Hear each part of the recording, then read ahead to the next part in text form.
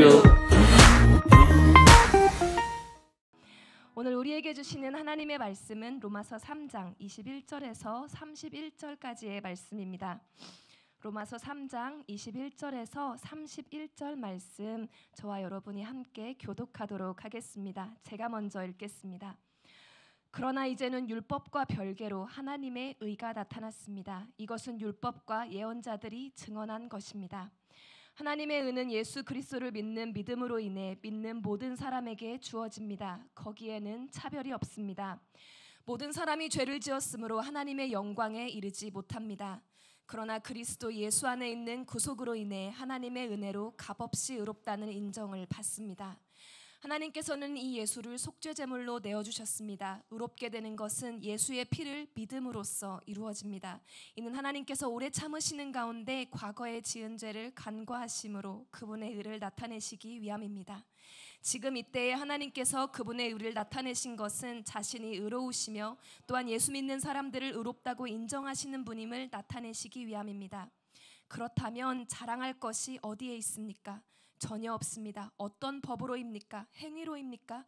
아닙니다. 오직 믿음의 법으로입니다. 우리는 사람이 율법의 행위와 상관없이 믿음으로 의롭다는 인정을 받는다고 생각합니다. 하나님이 유대 사람만의 하나님입니까? 이방 사람의 하나님은 아닙니까? 진실로 이방 사람의 하나님도 되십니다. 할례 받은 사람도 믿음으로 인해, 또한 할례 받지 않은 사람도 믿음으로 인해 의롭다고 인정하실 하나님은 한 분뿐이십니다. 함께 읽겠습니다. 그러면 우리가 믿음으로 말미암아 율법을 파기합니까? 결코 그럴 수 없습니다. 오히려 우리는 율법을 굳게 세웁니다. 아멘. 여러분, 오늘 방금 읽은 말씀에 하나님의 은혜가 우리에게 값없이 주어졌다라는 표현이 나왔어요. 하나님의 은혜가 값없이 주어진다는 이 사실이 우리한테 어떤 것을 의미하는지 혹시 생각해 보신 적이 있으신가요? 저는 오늘 말씀을 묵상하면서 하나님께 여쭤보았습니다. 하나님, 왜 당신은 로마서 3장 24절에서 당신의 그 희생을, 당신의 독생자 예수 그리스도의 그 말로 다 표현할 수 없는 십자가에서의 죽음을 값없이 주신다고 하십니까? 받는 우리한테는 값없이지만 당신한테는 독생자의 죽음을 초래한 피의 값인데 왜 당신은 그걸 우리에게 값없는 은혜로 주신다는 거예요? 당신의 아들의 죽음 값인데 왜 우리한테 뭔가 요구하지 않으십니까? 왜 우리한테 이걸 받으려면 뭔가 해야 한다라고 하지 않으세요? 예전에 우리 인간의 역사에 보면 구원을 면죄부를 이렇게 내다 팔았던 그런 추악한 역사도 있는데 왜 당신은 우리한테 이 구원을 받기 위해서는 선행을 해야 한다, 고행을 해야 한다, 아니면 뭔가는 대가로 해야 한다라고 말씀하실 수도 있는데 왜 당신은 이 십자가 구원을 값없이 주신다고 하십니까? 하나님, 오히려 그러니까 우리가 그게 값진 건 줄도 모르고 사는 사람이 너무 많지 않습니까? 하나님, 이 구원 더 값 비싸게 만드셨어야 우리가 그 가치가 무엇인지 처음부터 좀 고민하고 잘 생각해보지 않겠습니까? 그렇게 질문을 하는데 주님께서 한 말씀을 떠오르게 하시더라고요. 요한복음 10장 11절 말씀입니다. 나는 선한 목자다. 선한 목자는 양들을 위해 자기 생명을 내놓는다. 선한 목자가 양을 살리기 위해서 생명을 내놓으신 것이 당연하다라고 말씀해 주시는 거예요. 여러분 중에 혹시 그 합정 쪽에 있는 양화진 선교사 묘지에 가보신 분들 계신가요? 그 묘지에 들어가면 이제 쭉 묘비들이 있는데 좀 앞쪽에 눈에 잘 띄는 곳에 있는 묘비가 하나 있어요. 젊은 나이에 하나님의 품으로 돌아간 한 선교사의 묘비인데요. 바로 루비 캔드릭이라는 이름의 선교사입니다. 캔드릭 선교사는 1907년 9월에 26살의 꽃다운 나이로 조선의 선교사로 왔어요. 그런데 9개월 만에 하나님의 품으로 돌아가고 말았습니다.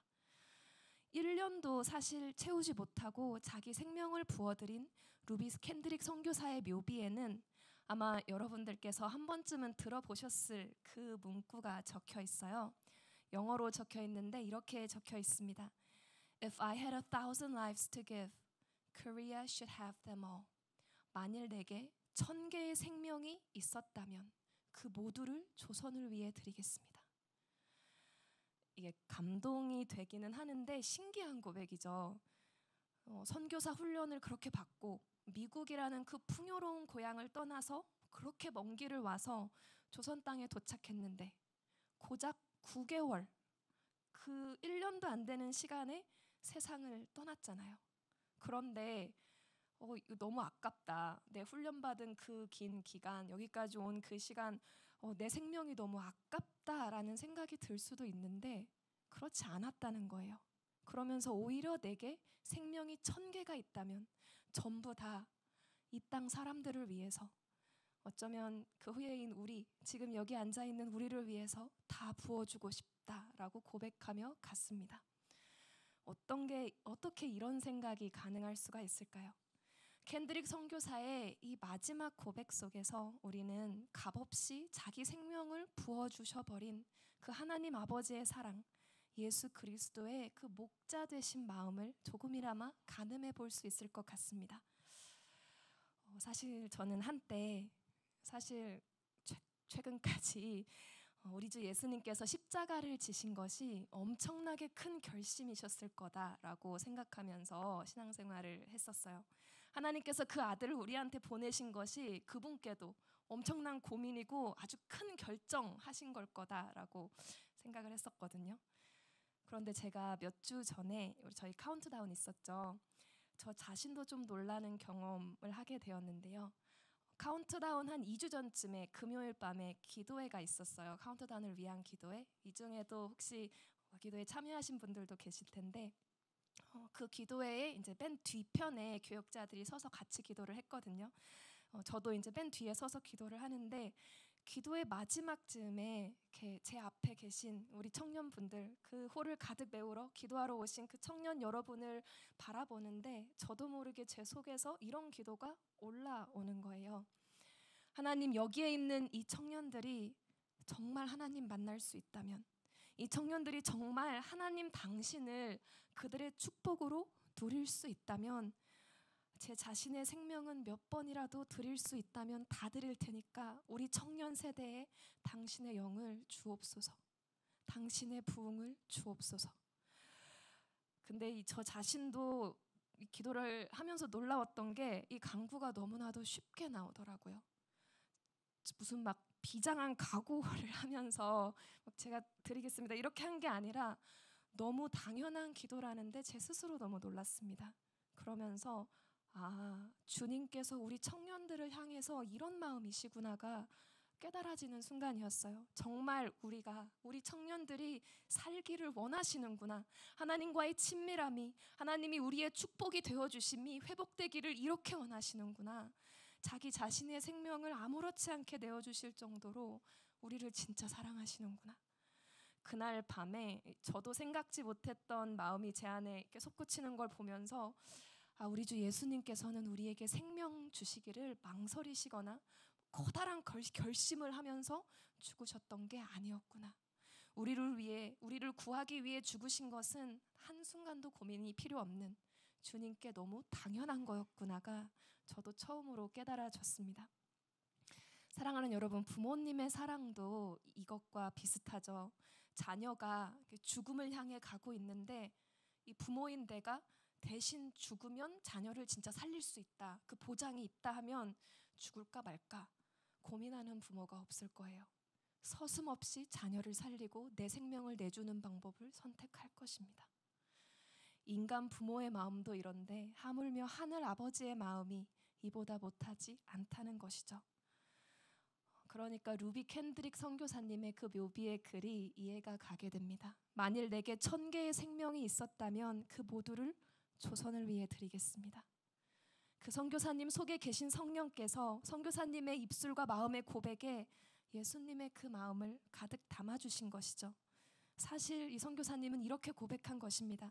조선에 죽어가는 영혼들 살릴 수만 있다면 나는 한국에 도착하자마자 죽든 5개월 만에 죽든 9개월 만에 죽든 10년 20년 살다 죽든 그런 건 중요하지 않습니다. 내가 죽으면 조선의 영혼들이 진짜 하나님 만날 수 있다면, 하나님께서 이 사망의 그림자가 드리운 땅에 성령의 부흥을 주시겠다면 생명이 1000개라도 다 드리고 싶다는 바로 예수님의 마음이었던 것이죠. 예수님은 너무나도 쉽게 말씀하셨습니다. 나는 선한 목자다. 나는 양들을 위해 내 생명을 내준다. 당연하다. 부모가 자녀를 살리는데 대가를 원하지 않듯 내가 너 위해 죽었으니까 대가 치러야 돼 이렇게 하지 않듯 나는 너희를 살리기 위해 계산하지 않고 값없이 죽었다. 어리석은 양인 너희가 그 목자의 희생의 깊이를 다 깨닫지 못할 때에도 너를 살리기 위해 내가 값없이 죽었다 라고 말씀하십니다. 로마서 3장 24절입니다.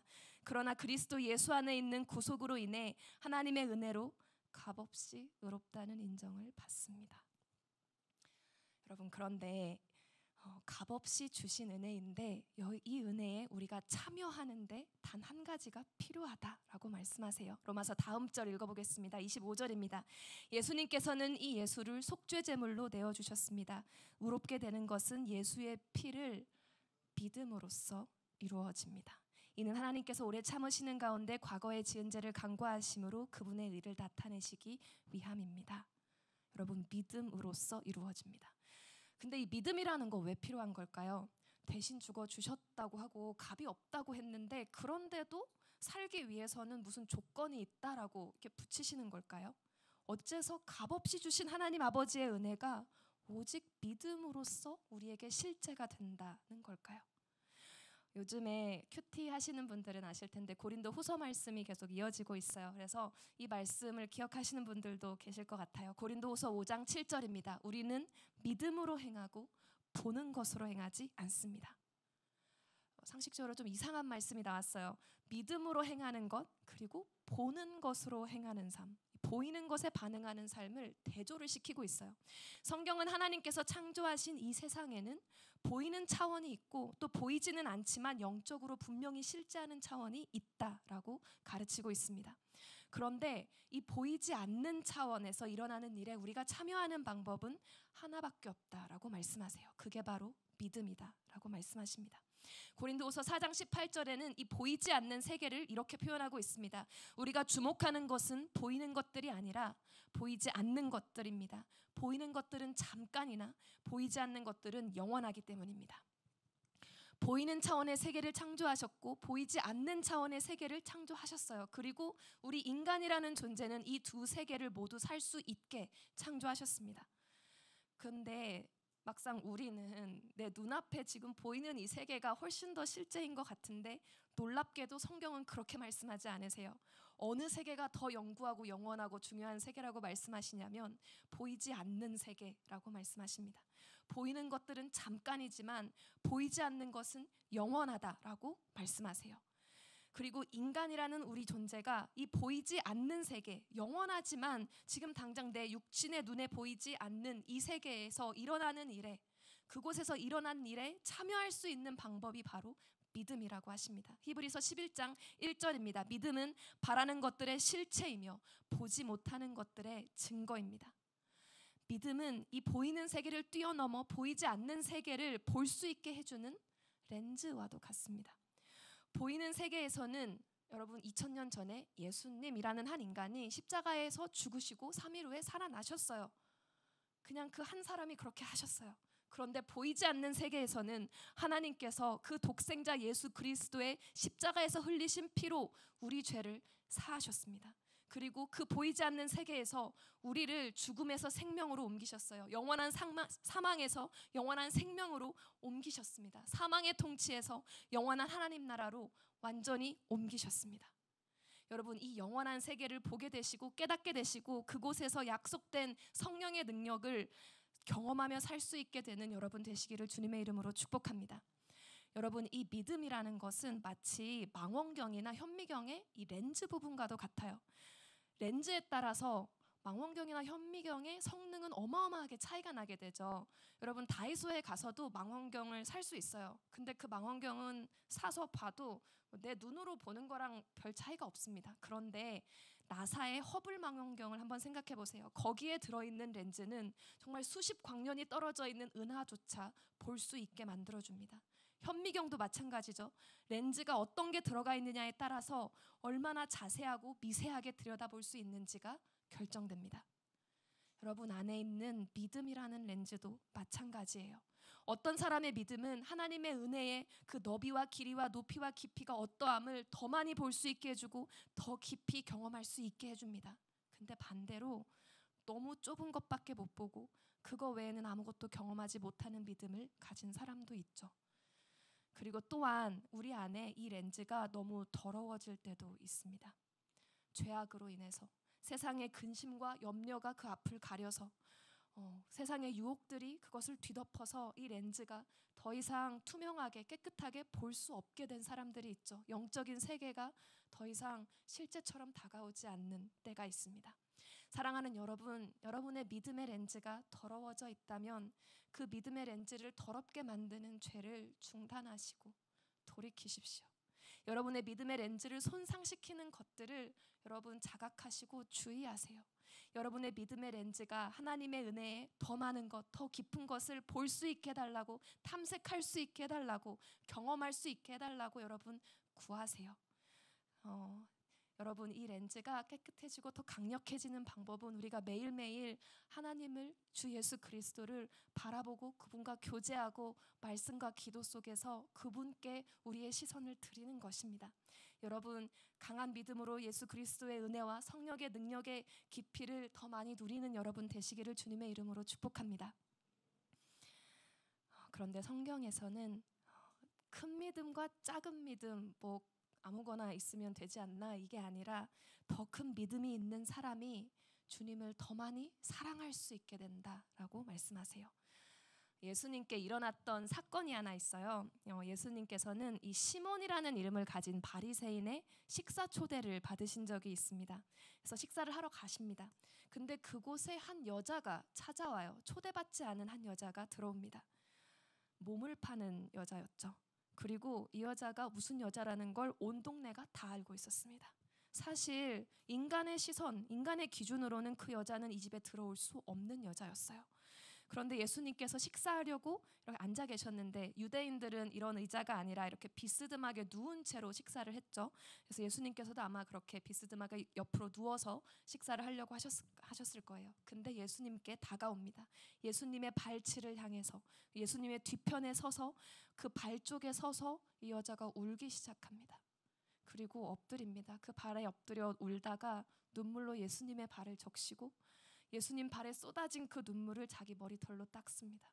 그 발에 조심스럽게 입을 맞추고 거기에 자기가 가져온 값비싼 향유를 다 부어들여서 씻습니다.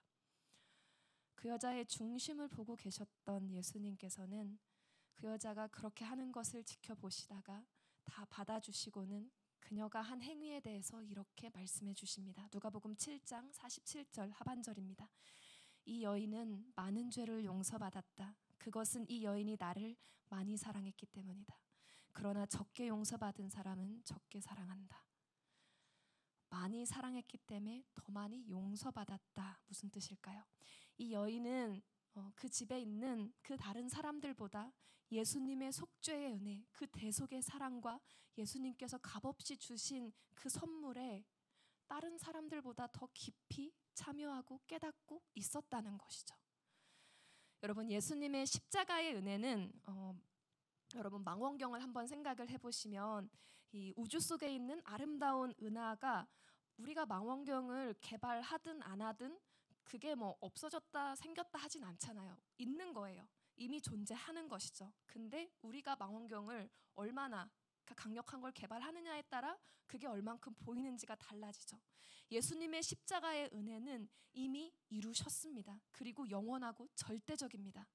그런데 어떤 사람의 믿음은 그 깊이 있는 이 은혜를 조금밖에 경험하지 못합니다. 반대로 어떤 사람의 믿음은 에베소서 3장 19절 말씀처럼 그 너비와 길이와 높이와 깊이가 어떠함을 깊이 깨닫게 됩니다. 그리고 이러한 사람은 예수님의 은혜를 더 많이 경험하고 자신이 어떻게 용서받았는지를 더욱 생생하게 알게 되는 것이죠. 예수님을 그 식사 자리에 초대했던 바리새인 시몬의 눈에는 죄 지은 불결한 여인이 와서 예수님을 만지고 있다. 그 이상 그 이하도 보이지가 않습니다. 아니 저렇게 불결한 여자, 소문이 안 좋은 여자가 감히 여길 들어와서 예수님의 발을 막 만지고 그러는데 저 예수라는 분은 왜 저렇게 가만히 있어? 이거밖에 보이지 않았어요. 왜죠? 사실 예배를 드리러 온 우리도 이 바리새인 시몬과 같은 마음으로 하나님의 임재 앞에 나올 때가 있죠. 바리새인 시몬은 지금 자기 앞에 계신 그분이 예배 받으실 하나님이라는 걸 깨닫지 못했습니다. 지극히 거룩하신 하나님이 지금 자기 앞에 와 있다는 걸 깨닫지 못해요. 그리고 그 하나님 앞에 내가 얼마나 죄인인지도 모릅니다. 시몬에게는 보이지 않는 세계를 보는 눈이 없었습니다. 눈에 보이는 상황만으로 비판하고 평가하고 있는 그 시몬에게 주님께서 말을 거십니다. 누가복음 7장 40절에서 43절입니다. 예수께서 그에게 말씀하셨습니다. 시몬아, 내게 할 말이 있다. 그가 대답했습니다. 선생님, 말씀하십시오. 어떤 채권자에게 빚을 진 두 사람이 있었다. 한 사람은 500데나리온을, 또 한 사람은 50데나리온을 빚졌다. 두 사람 다 빚 갚을 돈이 없어 채권자가 두 사람의 빚을 모두 없애주었다. 그러면 두 사람 중 누가 그 채권자를 더 사랑하겠느냐? 시몬이 대답했습니다. 더 많은 빚을 면제받은 사람이라고 생각합니다. 예수께서 말씀하셨습니다. 내 판단이 옳다. 두 명의 부채자가 있었는데 한 명은 자기 빚이 50데나리온이라고 생각했고 다른 한 명은 자기 빚이 500데나리온이라고 생각했습니다.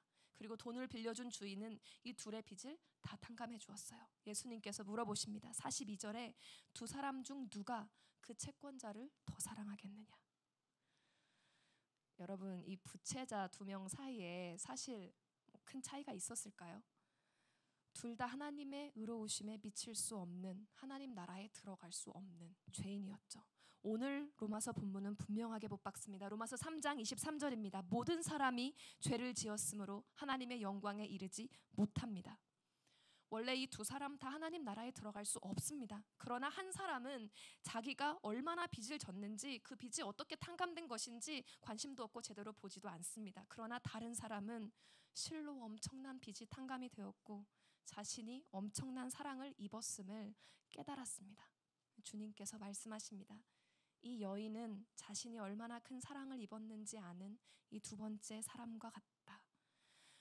단순히 빚을 없다 하심 받았을 뿐만 아니라 그 여인의 과거의 모습과 상관없이 존귀한 딸이라고 부르심을 입은 것입니다. 사실 몸 파는 여인은 그 바리새인 집에 들어올 수 없었지만 이 여인이 어떻게 용기를 내어서 예수님께 향유를 부어드리러 그 자리까지 올 수 있었을까요?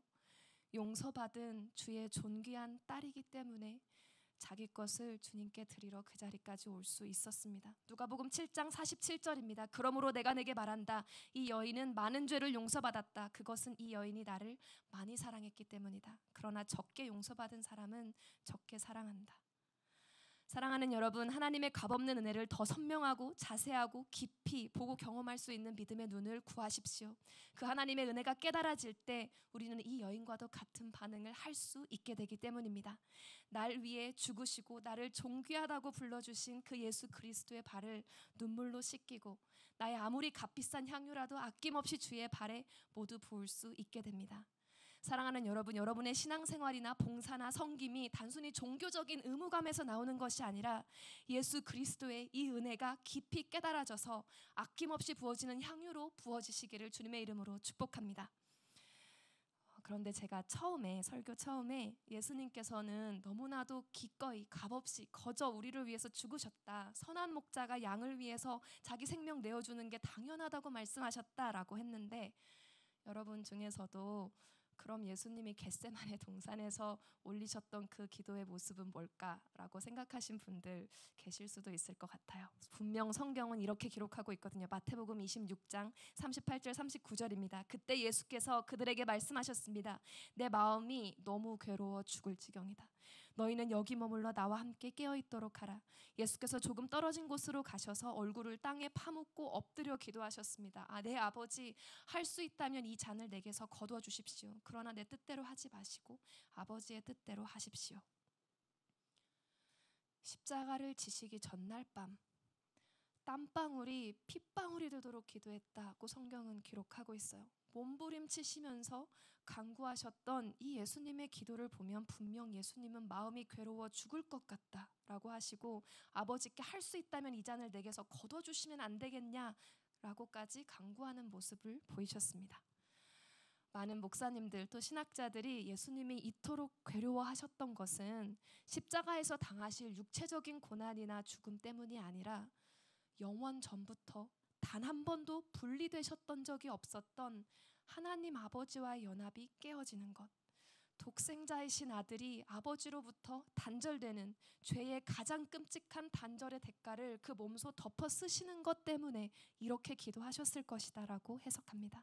실제로 예수님께서 십자가 위에서 부르짖으셨던 내용이 이것이었죠. 마태복음 27장 46절입니다. 오후 3시쯤 돼 예수께서 큰 소리로 엘리 엘리 라마 사박단이라고 부르짖으셨습니다. 이것은 내 하나님 어째서 나를 버리셨습니까? 라는 뜻입니다. 우리 주님께서는 자기 양을 위해 단숨에 목숨을 내어주신 선한 목자이셨지만 그와는 또 별개로 하나님과 온전한 연합이라는 영원 전부터 한 번도 깨진 적 없는 그 관계의 단절을 앞두고 또 다른 차원의 극심한 고통을 느끼셨던 것 같습니다. 그런데 결국 이것마저도 불사하시고 우리의 구원을 이루어 주시는데 성공하십니다. 사실 제가 이 겟세마네 기도의 사건에서 주목하고 싶은 부분이 또 다른 게 있는데요. 오늘 설교 제목 당신이 잠든 사이와 연관이 있습니다. 예수님께서 이토록 절박하고 고통스러우셨던 순간, 절체절명의 기도가 필요하셨던 그 순간 예수님과 가장 가깝다 자부하던 3명의 수제자가 저지른 일에 주목을 하고 싶습니다. 베드로, 야고보, 요한, 이 3명은 예수님과 가장 가깝고 가장 많이 지명되었던 수제자들이었어요. 그리고 이날도 이 3명은 예수님께 이름으로 지명되고 겟세마네 동산에 주님과 함께 올라갑니다. 그리고 예수님께서는 그 마음이 괴로워서 죽을 지경이 되셨을 때 이 3명의 제자에게 이렇게 간곡히 부탁하십니다. 마태복음 26장 38절입니다. 그때 예수께서 그들에게 말씀하셨습니다. 내 마음이 너무 괴로워 죽을 지경이다. 너희는 여기 머물러 나와 함께 깨어있도록 하라. 아마 제자들이 예수님의 이런 모습 본 건 처음이지 않을까 싶어요. 그런데 예수님의 그 죽음을 앞둔 간곡한 부탁 앞에서 이 3 제자는 어떤 일을 저지를까요? 마태복음 26장 40절 41절입니다. 그리고 제자들에게 돌아와 보니 그들은 자고 있었습니다. 예수께서 베드로에게 물으셨습니다. 너희가 1시간도 나와 함께 깨어있지 못하겠느냐? 시험에 들지 않도록 깨어서 기도하라. 마음은 간절한데 육신이 약하구나. 한 번만 자버리지도 않아요. 이렇게 책망까지 듣고, 그리고 솔직히 예수님이 이렇게 안 보이는 곳에 가셔서 기도한 게 아니에요. 제자들 여기다 두고 보이는 저기에서 예수님이 몸부림치면서 울고 계세요. 막 부르짖고 계시는데 이 3명의 수제자는 이렇게 합니다. 마태복음 26장 43절. 예수께서 돌아와 보니 제자들은 또 잠이 들어 있었습니다. 그들은 너무 졸려서 눈을 뜰 수 없었습니다. 그래서 예수께서 그들을 두고 또다시 가셔서 3번째로 똑같은 기도를 하셨습니다. 너무 졸려서 눈을 뜰 수 없었습니다. 공감이 되는 분들도 계실 것 같은데 여러분, 2번째 이유로 예수님이 깨우시지도 않아요. 제자들은 예수님이 3번을 기도하셨는데 3번째 기도는 언제 시작하셨는지도 모르고 그냥 깊이 자버립니다. 그런데 여러분, 정말 아이러니하게도 이 3명의 제자의 모습은 결코 행위를 자랑할 수 없는, 그렇기 때문에 오직 은혜로만 구원받을 수 있는 예수 그리스도의 대속해 주시는 그 장면을 생생하게 보여주고 있습니다. 주님의 요청을 듣지 않는 제자들, 깊은 잠을 자는 제자들이 바로 여기에 있고, 또 바로 그 동산 위에서 같은 곳에서 몸부림쳐 부르짖으시면서 땀방울이 핏방울이 되도록 기도와 순종에 끝까지 성공해내시는 예수님이 겟세마네 동산 위에서 극명하게 선명하게 대조되고 있습니다. 여러분, 이 3명의 제자의 모습, 우리의 모습입니다. 잠자버리는 이 3 제자의 모습에도 불구하고, 아니면 오히려 그들이 자고 있었기 때문에, 저들이 잘 수밖에 없는 걸 예수님 아셨기 때문에 소망 없는 우리를 위해서 주님은 우리를 대신해서 끝까지 하나님 앞에서 그 고통스러운 기도를 성공해 내십니다. 하나님과의 단절이라는 주님께마저 정말 두렵고 끔찍한 잔을 앞두고도 기어코 완전한 십자가 순종을 선택해 내십니다. 자신을 하나님께 온전히 굴복시켜 내십니다. 그렇게 구원의 성공을 이루신 예수님 외에는, 오직 주님 외에는 자고 있는 우리에게 소망이 없음을, 결코 구원이 없음을 정말 극명하게 보여주는 곳이 바로 이 겟세마네 동산 위의 장면입니다. 오늘 본문 로마서는 이렇게 말씀하십니다. 로마서 3장 27절 28절입니다. 그렇다면 자랑할 것이 어디에 있습니까? 전혀 없습니다. 어떤 법으로입니까? 행위로입니까? 아닙니다. 오직 믿음의 법으로입니다. 우리는 사람이 율법의 행위와 상관없이 믿음으로 의롭다는 인정을 받는다고 생각합니다. 사랑하는 여러분, 세 명의 제자가 겟세마네 동산을 기억했을 때 자랑할 수 있는 게 있었을까요?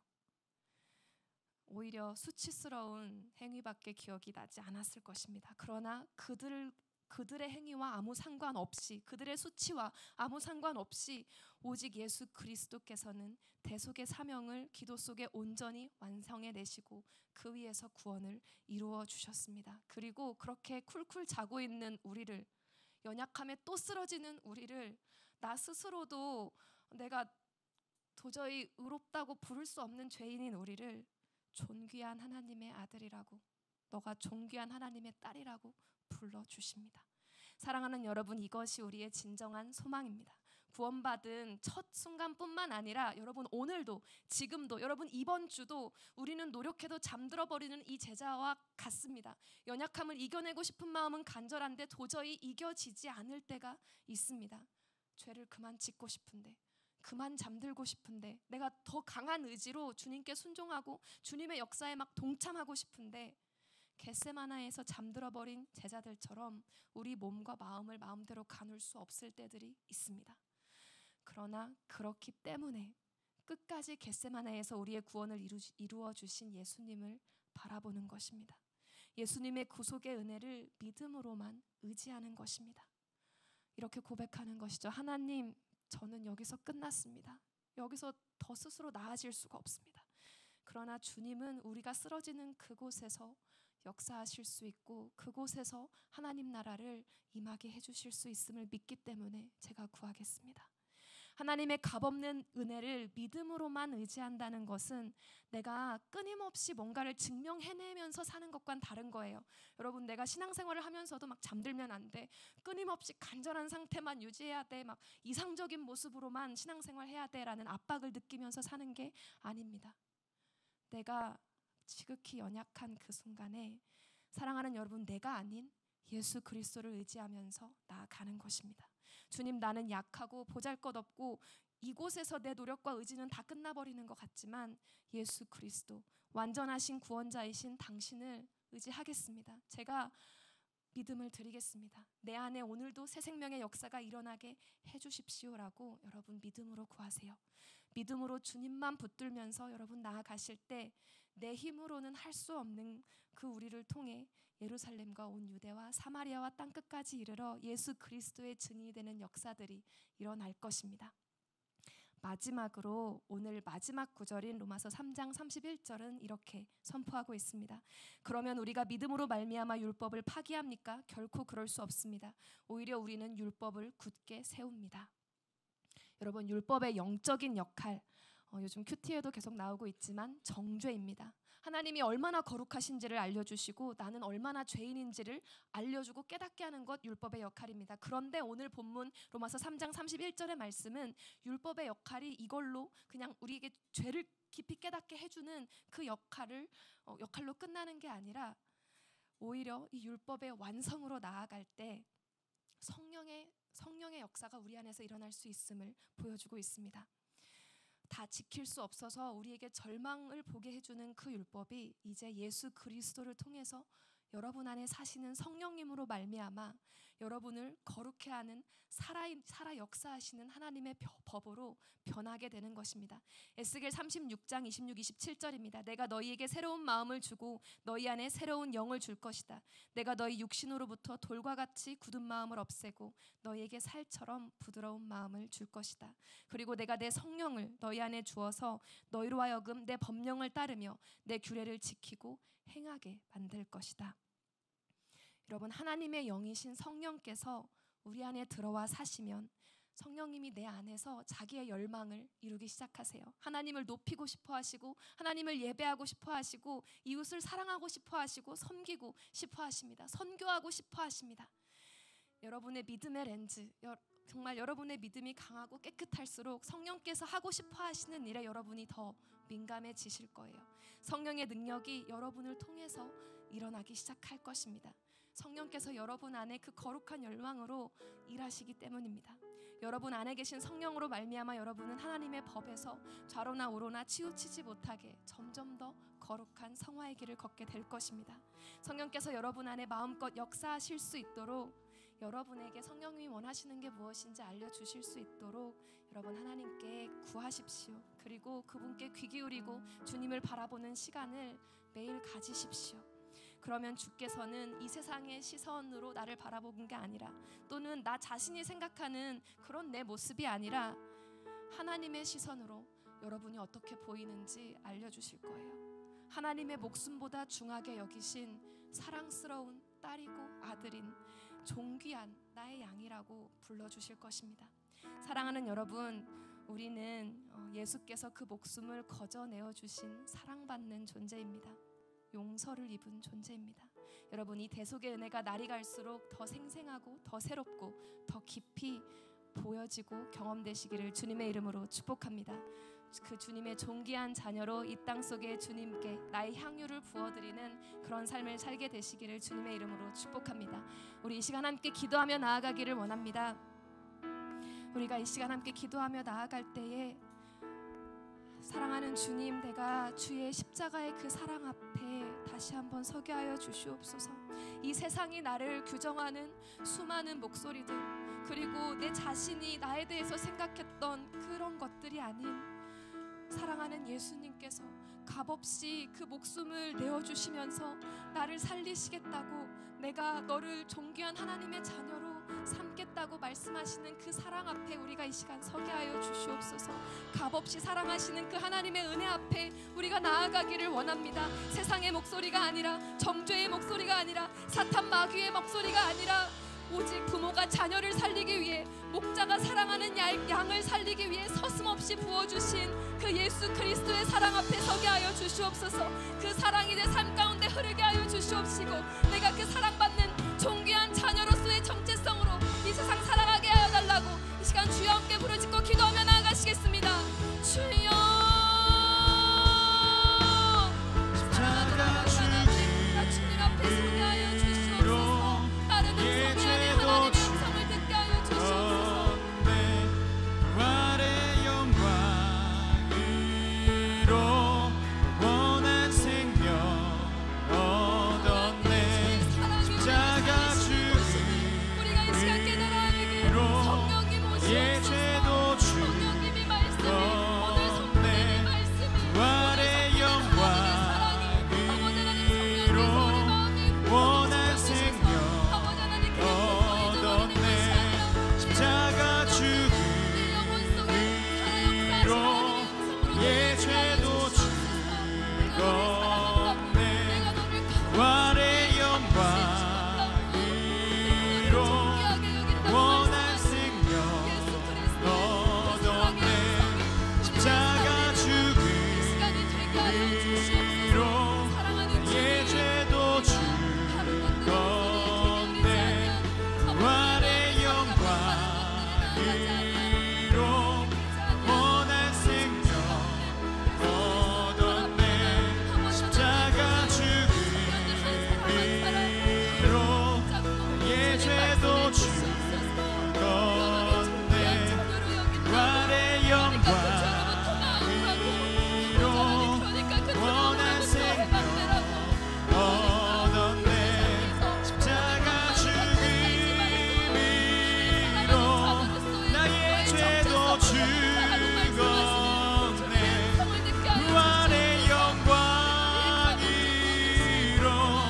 영원한 생명 얻었네. 십자가 죽음으로 나의 죄도 죽었네. 부활의 영광으로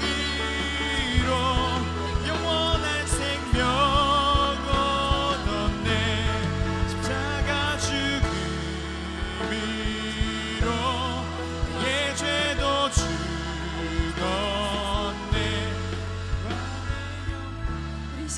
기도하며 나아갈 때에 예수님의 사랑이 내 영혼에 깊이 새겨질 때에 그 향유를 아낌없이 주님께 부어드린 그 여인과 같이 나도 주님께 나의 생명을, 나의 향유를 부어드리는 삶을 살게 하여 달라고 간구하며 나아가기를 원합니다. 이것이 율법적으로 또는 종교적인 의무에서 나오는 것이 아니라 예수 그리스도께서 나를 어떻게 존귀한 자녀로 불러주셨는지, 주님께서 탕감해 주신 나의 빚이 얼마나 큰지, 그런데 그럼에도 불구하고 나 스스로도 나를 정죄하는 습관에서 벗어날 수가 없는데, 그럼에도 불구하고 내가 너를 사랑한다고, 너는 나의 존귀한 아들이고 존귀한 딸이라고, 그러니까 그 존귀함에 합당하게 살라고 말씀하시는 그 주님의 사랑의 음성 앞에 나의 생명을 드리기 원합니다. 나의 향유를 부어드리기 원합니다. 이 시간 가능하신 분들은 그 자리에서 일어나셔서 이 고백으로 주님께 간구하며 나아가겠습니다. 함께 기도하며 나아가시겠습니다.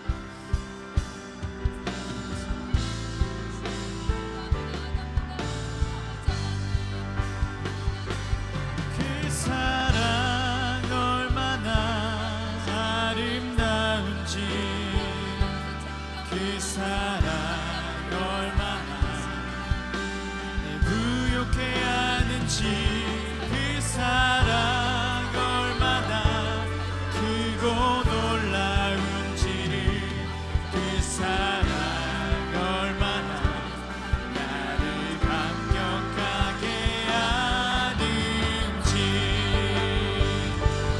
그 사랑 얼마나 아름다운지, 그 사랑 얼마나 부욕해 하는지, 그 사랑 얼마나 크고 놀라운지를, 그 사랑 얼마나 나를 감격하게 하는지,